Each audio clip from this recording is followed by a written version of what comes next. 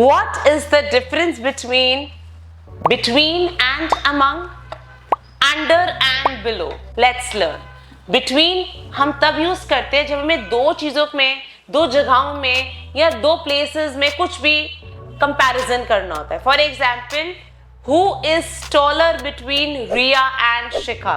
तो मैं दो लोगों की ही बात कर रही हूं कि इन दोनों में से कौन ज्यादा लंबा है. इस केस में मैं यूज करती हूँ between. But on the other hand जब मैं among की बात करती हूँ तो लेट्स से मैंने बहुत सारे हिल स्टेशन ले लिए. Which is the coldest hill station? It could be Manali, Kashmir, Nainital. तो जब मैं दो से ज्यादा के बारे में बात करती हूँ तो इस केस में मैं among वर्ड यूज करूंगी.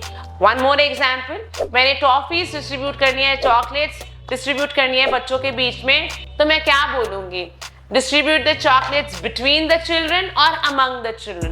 Obviously among the children, because यहाँ पर बच्चे दो से ज्यादा है. तो जब भी मैं दो से ज्यादा की बात करती हूँ, वो 3 हो, 4 हो, 10 हो, lakh, 1000, whatever is the amount, आप उस केस में among यूज करेंगे. So distribute the candies among the children. Now let's come to below and under.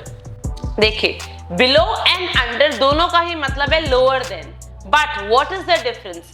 Below हम तब यूज करते हैं जब वो उस चीज के डायरेक्टली अंडर नहीं होता. For example, the fish is swimming under the surface of the sea, or the fish is swimming below the surface of the sea. So in this case हम क्या यूज करेंगे? below, because surface ऊपर है और fish बहुत नीचे है. तो fish यहाँ भी हो सकती है, यहाँ भी हो सकती है, कहीं भी हो सकती है. So it is below the surface. वो डायरेक्टली सरफेस के नीचे नहीं है.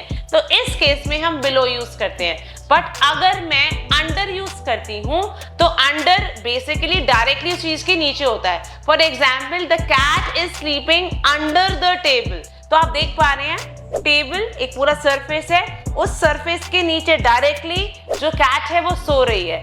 So when that particular thing जो चीज के नीचे है वो उसके सरफेस के डायरेक्टली नीचे होनी चाहिए. The girl is sitting under the tree. So, I hope you have understood the concept. See you in the next video.